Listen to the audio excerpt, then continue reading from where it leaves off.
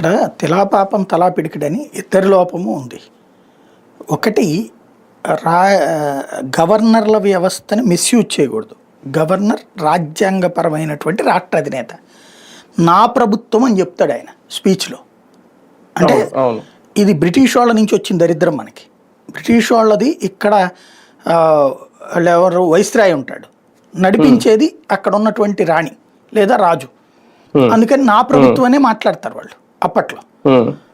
ఆ దరిద్రాన్ని మనం కొనసాగించాం. రాష్ట్రపతి గవర్నర్లు అనేటటువంటిది మనకు ఆ రాజ్యాంగంలో రాసుకున్నాం, అది నడుస్తుంది.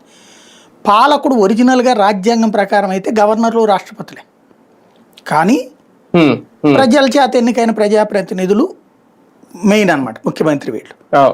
అందుకనినే మీకు ఇది ఆగస్టు 15కి వచ్చేటప్పటికి ప్రధానమంత్రులు ముఖ్యమంత్రులు జెండాలు ఎగరేస్తారు. జనవరి 26కి రిపబ్లిక్ డేకి వచ్చాడు గవర్నర్లు రాష్ట్రపతులు ఎగరేస్తారు. అది సహజ సిద్ధమైన. అప్పుడు వీళ్ళ కింద కూర్చుంటారు. ఎందుకని 1950 జనవరి 26న మన రాజ్యాంగం వచ్చాక రాజ్యాంగ స్వరూపం తరపున వాళ్ళు హెడ్ కాబట్టి ఇది రొటీన్ ప్రాసెస్ అన్నమాట. ఇప్పుడు ఇక్కడ జరుగుతున్నటువంటి అంశం ఏంటంటే గవర్నర్లను రాజకీయాలకు వాడకూడదు, కానీ ఏకంగా ఆర్టికల్ 356 పట్టుకొచ్చి ఎంతమంది జీవితాలు నాశనం చేశారు, ఎన్ని ప్రభుత్వాలు కూల్చింది కాంగ్రెస్ గవర్నమెంట్ అప్పట్లో. అదొక ఆటగా వాడేవాళ్ళు.